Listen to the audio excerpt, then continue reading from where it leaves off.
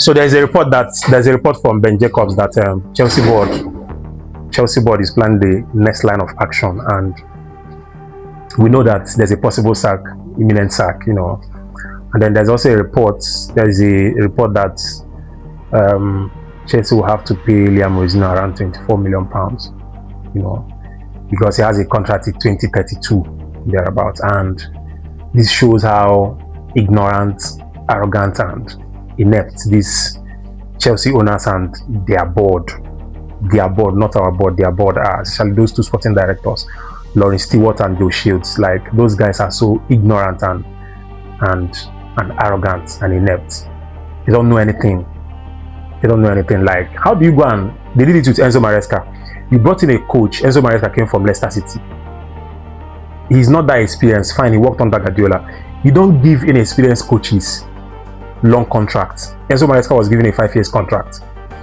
His contract was terminated. Whatever happened, we heard that he left on mutual agreement. Whatever it is, we know that he was sacked. We fans assume that he was sacked, and most likely that's what it is. He was sacked, and he was paid off. On whatever terms they agreed, he was paid off. The club is losing money.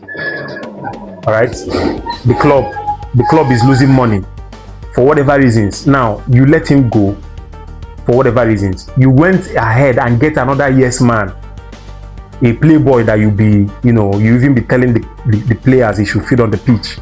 You got him on board. You gave him a 6 years contract. It shows how ignorant and foolish you are. These guys are so ignorant. How do you get inexperienced coaches? You give them long contracts. No big club does that. During the time of Roman Abramovich, the longest contract Chelsea can give you, even Carlo Ancelotti, Jose Mourinho, the highest, the longest is 3 years. So at most, when you are leaving, probably you must have exhausted 1 year, 1.5 years, or 2 years. If the club is paying you, they pay you out for a year or a year and a half. No, Chelsea cannot give you more than 3 years contract. These guys, they keep bringing in experienced coaches and they keep giving them long contracts. That is how arrogant and ignorant they are.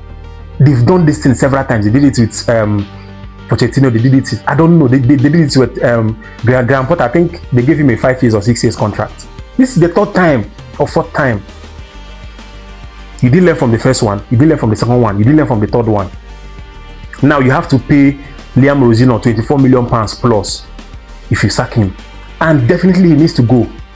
Since the board are already having a plan, they are planning the next action.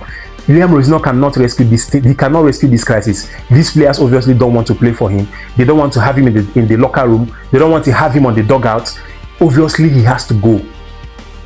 Apparently, it might not be now. It might not be at this point of the season. But by the end of the season, this guy has to go. How does that make sense? The project keeps being, it keeps starting afresh. The project keeps, starting afresh. We keep starting afresh. What sort of board? What sort of owners? What sort of a board? What sort of board is this? Honestly, it doesn't make any sense. It doesn't make any sense. I'm glad they are paying off this money, so they will learn the hard way.